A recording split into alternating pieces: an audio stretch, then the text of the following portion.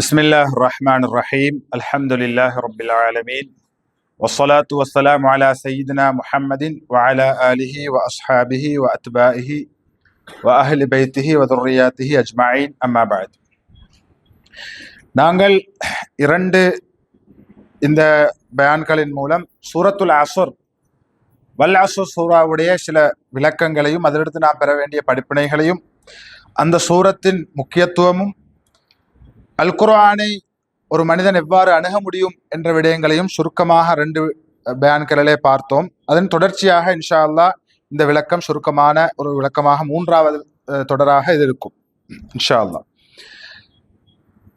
அந்த ஆயத்து வல் அஸ்ருடைய மூன்றாவது ஆயத்து அல்லாஹு தாலா ஆரம்பமாக என்ன சொல்கிறான்? காலத்தின் மீது சத்தியமிட்டு மனிதர்கள் எல்லோரும் நஷ்டத்திலே இருக்கிறார்கள் என்று ரெண்டு வசனத்துல சொல்லிவிட்டான்.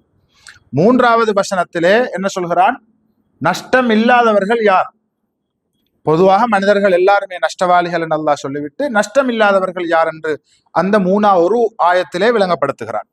அதற்கு 4 கூட்டத்தார்களை பற்றி அல்லாஹ் சொல்கிறான். எப்படி? இல்லல்லதீன ஆமனு, ஈமான் கொண்டு, வஅமிலுஸ் ஸாலிஹாத்தி, சாலிஹான அமல்கள் செய்து. அப்ப ஈமான் கொண்டு சாலிஹான அமல் செய்யக்கூடியவர்கள். அடுத்தது வதவாஸௌ பில் ஹக்கி வதவாஸௌ பிஸ் ஸப்ர், ஹக்கை கொண்டு உண்மையை கொண்டும் சபர் என்ற பொறுமையை கொண்டும் உபதேசம் செய்து கொள்கிறார்களே அத்தகையோரை தவிர. இந்த 4 குரூப்பை தவிர மற்ற எல்லாரும் நஷ்டவாளிகள் என்று அல்லாஹு தாலா குர்ஆனிலே சொல்கிறார். ஹைர், அதிலே ஈமானும் அமலும் ஒரு மனிதனுடைய வாழ்க்கையில் ஈமான் ஆக முக்கியமானது. அந்த ஈமானை நாங்கள் சரியாக விளங்கிக் கொள்வதற்கு இல்மு முக்கியம்.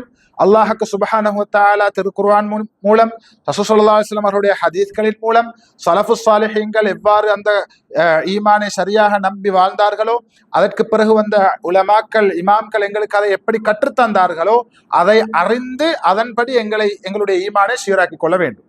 ஹைர், இப்படி ஈமான் இல்லாம அமல் செஞ்சால் என்ன நடக்கும்? அல்லாஹு தாலா குர்ஆனிலே சொல்கிறான். 2 உதாரணங்கள் மூலம் சொல்கிறான். நிறைய இப்ப சில ஆக்களை பார்க்கிறோம். இன்றைய எங்கட சுன்னத்து வல் ஜமாத்தை சேர்ந்தவர்களிடத்திலையும் ஒரு கருத்து இருக்கிறது. சுன்னத்து வல் ஜமாத் ஆக்கள்கிட்ட குணம் சரியில்லை, அதே நீங்க வஹாபிகளை பாருங்கோ அல்லது வேற ஆக்கள்கிட்ட பாருங்கோ, சலாம் சொல்லிக்கொண்டு சிரிச்சு கொண்டு பேசி நல்லா கதைச்சி நல்ல அஹ்லாக் அவங்கள்ட்ட இருச்சு. எங்கட ஆக்களை பார்த்தா சலாம் சொல்லுவோம் இல்லை, சிரிச்சுவோம் இல்லை, பேசுவோம் இல்லை, ஒரு குற்றச்சாட்டு இருக்கிறது. அதுல ரெண்டு விடயமாக இந்த குற்றச்சாட்டை நாங்கள் நோக்க வேண்டும். ஒன்று, அது அவர்களுக்குரியதல்ல, அது முஸ்லிம்களுக்கு இடம் இருக்க வேண்டியது. நாங்களும் சிரிக்க வேண்டும், கதைக்க வேண்டும், நாங்கள் முகத்தை இருட்டி கொண்டு சலாம் சொல்லாம நாங்க மற்றவங்களை இழிவாக, இதெல்லாம் பெருமைத்தனத்துடைய அடையாளம். சுன்னத்து வல் ஜமாஅத்தோ தரீகாக்களோ மதுஹபுகளோ இதை போதிக்கவில்லை. இது ஒரு விஷயம். அப்படி தாரிசரி செஞ்சா அது அவங்கட இந்த வீக்னஸ், அது பலவீனம். சுன்னத்து வல் ஜமாஅத்தோ தரீகாக்களுடைய ஷேகுமார்களோ இமாம்களோ நீங்கள் சிரிக்க வேண்டாம், சலாம் சொல்ல வேண்டாம் என்று ஒரு இடத்திலும் சொல்லி தரவில்லை. எனவேதான் அது ஒரு கோணம். 2வது கோணம், ஈமான் மோசமானவன் எவ்வளவு சிரித்து பேசினாலும், எவ்வளவு சலாம் சொன்னாலும், எவ்வளவு அமல் செஞ்சாலும், நல்லா நடந்தாலும் அதுல வேலை இல்லை. அதான் அல்லாஹ் குர்ஆன்ல அல்லாஹ் சொல்கிறான். எப்படி? ஈமான் இல்லாதவனுடைய நற்செயல்கள் காணல் நீரை போல. ஒரு தாகித்தவன் அங்கு நீர் இருக்கிறான் என்று போறான், ஆனால் அங்கு நீர் இல்லை, அவன் ஏமாந்து போகிறான். எனவே அவன் அமல் செய்வது கொண்டு அல்லது அவன் ஈமானிலே சீராக இல்லாமல் 5 வக்தை ஜமாத்தோடு தொழுதாலும், ஈமான் சீராக இல்லாமல் அவன் மக்களோடு நல்ல முறையில நடந்து கொண்டாலும், அல்லாஹ் ஒரு அரசியல இருக்கிறான் என்றோ அல்லாஹ் குருவம் இருக்கிறது என்றோ அவன் நம்பினால் அவனுடைய எல்லா செயலும் வீணாகிவிட்டது. அதே போன்று அதே ஆயத்துக்கு அடுத்த சூரத்து 100ல வரக்கூடிய ஆயத்து, அடுத்த ஆயத்திலே அல்லாஹ் சொல்கிறான், அப்படிப்பட்டவன், அதாவது நிராகரிப்பிலே ஈமான் இல்லாமல், ஈமான் எதிர்ச்சொல் குஃபுர், ஈமான் இல்லை என்று சொன்னா அவன் குஃப்ரியத்திலே இருக்கிறான். அப்ப முஃமின் எதிர்ச்சொல் காஃபிர். அப்ப காஃபிரான நிராகரிப்பாளர்களுடைய நல்ல செயல்கள் எப்படிப்பட்டது என்றால், கடலுக்குள் இருக்கக்கூடிய, கடலுக்குள் அமிழ்ந்து போறானே, தாண்டு போறானே, அப்படிப்பட்டவனுக்கு உவமையாக அல்லாஹ் சொல்கிறான். ஏன்? அவனுக்கு கடல் அலைகள் ஒன்றன் மீது ஒன்றாக அவனுக்கு கடல் அலைகள் அவனை சூழ்ந்து கொண்டிருப்பதனால் அவன் இருளுக்குள் இருக்கிறான், அதற்கு மேலே மேகமும் இருக்கிறது என்ற அர்த்தத்தில் அல்லாஹ் குர்ஆனிலே சூரத்து 100லே சொல்கிறான்.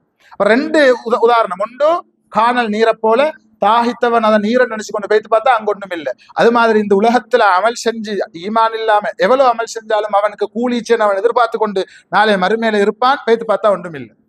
அதே மாதிரி எவ்வாறு ஒரு கடலுக்குள் அமிழ்ந்து கொண்டிருக்கக்கூடியவனுக்கு ஒரு அலையந்து ஒரு வந்துட்டு போறா, ஒரு அலையாக வந்து அவனுக்கும் இந்த சூரிய வெளிச்சத்துக்கும் இடையில் எந்த தொடர்பும் இருக்காது. அதைத்தான் அல்லாஹ் சொல்கிறான், அவன் இருளிலே தான் இருக்கிறான், ஒளி இல்லை. அது மாதிரி அவன் எவ்வளவு அமல் செஞ்சாலும் ஈமான் அவன்கிட்ட இல்லை என்றால், அல்லது ஈமான் அவன்கிட்ட குளறுபடி என்றால் அவனுக்கு வெற்றி இல்லை என்பதை அல்லாஹு தாலா பல இடங்களில் சொல்கிறான். இதுக்கு எதுவாக ரசூல் ஸல்லல்லாஹு அலைஹி வஸல்லம் அவர்களும் பல கருத்துக்களை சொல்லி இருக்கிறார்கள். ஹைர். அடுத்தது சாலிஹான அமல். ஈமான் சரியாக இருக்க வேண்டும், சரியாக இல்லாம எவ்வளவோ அமல் செஞ்சாலும் வேறில்லை என்று நாம புரிந்து கொள்ள வேண்டும். சாலிஹான அமல் என்று சொல்கின்ற போது ஈமான் உத்தர் அல்லாஹுவை சரியாக நம்பி அவனுடைய மலக்குமார்களை, அவனுடைய வேதங்களை, அவனுடைய ரசூல்மார்களை, கியாமத்தினாலே, கலா கதிரை எல்லாம் முடியுமான அளவு அவன் அறிந்துதான் நம்புவது, அறிந்து கொள்கிறான். ஹைர். இப்ப இவன் அந்த ஈமான் கொண்டவன் அவன் ஒரு முஃமின் என்பதை பிரதிபலிக்க வேண்டும். இது இஸ்லாம் விரும்புகிறது. நான் அல்லாஹ்வை சரியாக ஈமான் கொண்டிருக்கிறேன், எனவே நான் மற்ற மனிதர்களோடு பேச தேவையில்லை, மற்ற மனிதரோடு சிரிச்சு பழக தேவையில்லை என்றால் அவன்கிட்ட ஈமான் இருக்கலாம், ஆனால் ஈமானில் பலவீனம். ஈமான் இருக்க வேண்டும், ஈமான் சரியாக இருக்க வேண்டும். அந்த சரியான ஈமான் அவனுடைய வார்த்தைகளின் மூலம், அவனுடைய செயல்களின் மூலம் வெளிப்பட வேண்டும். இதைத்தான் இஸ்லாம் விரும்புகிறது. எனவேதான் 70க்கும் மேற்பட்ட இடங்களில் குர்ஆன்ல அல்லாஹ் ஈமானோடு சேர்த்து சாலிஹான அமலை அல்லாஹ் சொல்கிறான். இப்ப வல்லுஹா குல்லு கிரிச்சிய சூறாக்கள், எங்களுக்கு பாடமான சூறாக்களை கூட 3 இடத்துல அல்லாஹ் சொல்கிறான். சூரத்து தீன்ல சொல்கிறான், அதே போன்று சூரத்துல் பையினா லம் யகுனில் லதீன்ல சொல்கிறான், வல் அஸ்ர்ல சொல்கிறான். 3 இடத்துல ஈமானையும் அமலையும் சேர்த்து நீங்க பார்த்தா தெரியும். எங்களுக்கு தெரிஞ்ச சின்ன சின்ன சூறாக்கள் இடத்தினால் நான் சொல்கிறேன். அதெல்லாமே 70 இடங்களில் அதுக்கு மேல அல்லாஹு தாலா ஈமானையும் அமலையும் சேர்த்து குர்ஆன்ல முழுக்க அல்லாஹ் சொல்கிறான். எனவேதான் இந்த சாலிஹான அமல் ரசூல் ஸல்லல்லாஹு அலைஹி வஸல்லம் அவர்கள் சொன்னார்கள். எப்படி? ஈமான் சஹீஹுல் புகார்ல வரக்கூடிய ஹதீஸ் 70க்கு மேற்பட்ட பிரிவுகளை கொண்டது. நல்லா இதுல விளங்கெடுக்கணும். 70க்கு மேற்பட்ட பிரிவுகளை கொண்டது. அதில் முதலாவது ஆக உயர்ந்த தரம் என்ன? லா இலாஹ இல்லல்லாஹ் என்ற கலிமா, அல்லாஹு தஆலாவை தவிர வேறு நாயன் இல்லை என்று நம்புவது முதலாவது. அதிலே ஆக கீழானது 70வது என்ன? பாதையிலே இடர் தரக்கூடிய ஒரு பொருளை கண்டால் அதை எடுத்து அப்புறப்படுத்துவது என்று ரசூல் ஸல்லல்லாஹு அலைஹி வஸல்லம் அவர்கள் சொன்னார்கள். இப்ப விளங்கிக் கொள்ள வேண்டும், ரெண்டுமே ஈமான் தான். அல்லாஹுவை இலாஹாக ஏற்று வணங்கி வழிபடுவது ஈமான். அதே போன்று பாதையிலே இருக்கின்ற ஒரு கல்லை எடுத்து அப்புறப்படுத்துவதும் ஈமான். அதென்ன? அதனுடைய அர்த்தம் என்ன? ஈமான் உள்ள ஒரு மனிதன், அல்லாஹுவை, ரசூலை, மறுமை நாளை எல்லாம் ஏற்று வாழக்கூடிய ஒரு மனிதன் பாதையில் செல்கின்ற பொழுது அவனுடைய அந்த கண் அதிலே பட்டுவிட்டால், பார்வை பட்டுவிட்டால் அவன் கட்டாயம் அதை அப்புறப்படுத்த வேண்டும். அப்புறப்படுத்தலை என்றால் அவனுடைய ஈமானின் மூலம் அவன் பலன் பெறவில்லை. அதான் அர்த்தம். ஈமான் இருக்கலாம், ஆனால் அதுக்கு சொல்வார்கள் ஈமானுடைய சுவை, அந்த சுவை இல்லை, ஈமானுடைய அந்த இன்ட்ரெஸ்ட் இல்லை. எனவேதான் இதைத்தான் ரசூல் ஸல்லல்லாஹு அலைஹி வஸல்லம் இது மாதிரி எத்தனையோ ஹதீஸ்கள் சஹீஹுல் புகாரில் கூட வர, எப்படி மன்கான யுமினு பில்லாஹி வல் யௌமில் ஆஹிர், ரசூல் ஸல்லல்லாஹு அலைஹி வஸல்லம் சொன்னார்கள், ஈமான் இந்த அல்லாஹுவையும் இறுதி நாளையும் ஈமான் கொண்டவர்கள் என்று சொல்லிவிட்டு 3 விடயங்களை ரசூல் ஸல்லல்லாஹு அலைஹி வஸல்லம் சொல்லி காட்டுகிறார்கள். என்ன? ஃபல் யுக்ரிம் லைஃபஹு, அவன் விருந்தினர்களை கண்ணியப்படுத்தட்டும். அதே போன்று அயலோரை அவன் நல்ல முறையிலே அவர்களோடு நடந்து கொள்ளட்டும், அல்லது பேசினால் நல்லதை பேசட்டும், அல்லது வாய்மொழி இருக்கட்டும். இந்த 3ஐயும் எடுத்துக்கோங்களேன். விருந்தினர்களை கௌரவப்படுத்துவது, சங்கைப்படுத்துவது, அயலவர்களோடு நல்ல முறையில் நடந்து கொள்வது, பேசினால் நல்லதை பேசுவது, அல்லது வாய்மூடி இருப்பது. இந்த 3 என்ன? இந்த 3மே சாலிஹான அமல், நல்ல அமல். ஆனால் இந்த ஹதீஸை தொடங்குகிறார்கள் எப்படி ரசூலுல்லாஹி ஸல்லல்லாஹு அலைஹி வஸல்லம் அவர்கள்? இந்த 3ம் செய்கின்றவர்கள் யார்? அல்லாஹுவையும் மறுமை நாளையும் ஈமான் கொள்ளக்கூடியவர்கள். அப்ப ஈமான் கொண்டவர்களிடத்தில் இந்த பண்புகள் பிரதிபலிக்க வேண்டும். இதைத்தான் இஸ்லாம் விரும்புகிறது. அப்பதான் அந்த நஷ்டவாளி என்ற கூட்டத்தில் சேராம எங்களை பாதுகாத்துக் கொள்ள முடியும். இந்த அமலை, சாலிஹான அமலை 2ஆக பிரிச்சு பார்க்கலாம். ஒன்று அடிப்படையான இபாதத்துகள், இரண்டாவது அன்றாட மனிதனுடைய அன்றாட செயல்கள். இந்த 2க்கும் இடையிலான அடிப்படையான இபாதத்துகள், இபாதத் என்ற சொல் சாலிஹான அமலுக்குள்ளுக்கு அதுவும் அடங்கும். அடுத்தது அன்றாட செயல்கள்.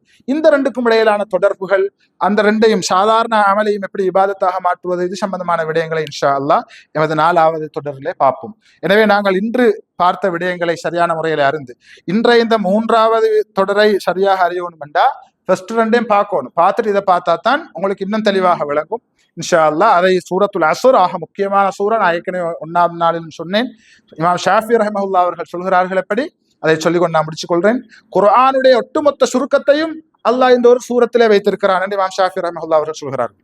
எனவே இந்த சூரத்தை நாங்கள் சரியாக அறிந்து விளங்கி நாங்கள் அதன் மூலம் படிப்பினை பெற்று நாங்கள் எங்களை சீராக்கி கொண்டால் நிச்சயமாக அல்லாஹ்வின் உதவியை கொண்டு அந்த நஷ்டவாளிகளாக மாறாமல் அல்லாஹ் எங்களை பாதுகாப்பான். எனவே வல்லநாயன் அல்லாஹ் சுப்ஹானஹு வ தஆலா எங்களை நல்லவர்களாக ஆக்கி நஷ்டவாளிகளில் சேர்ந்திடாமல் உண்மையான வெற்றியாளர்களாக அல்லாஹு தாலா எங்கள் அனைவரையும் ஆக்கி அருள் புரிவானாக. வஸல்லல்லாஹு தஆலா வஸல்லம் பாரக அலா கைர் ஹல்கிஹி ஸையிதுனா முஹம்மதின் வ ஆலிஹி வ ஸஹ்பிஹி அஜ்மஈன் வல்ஹம்துலில்லாஹி ரப்பில் ஆலமீன்.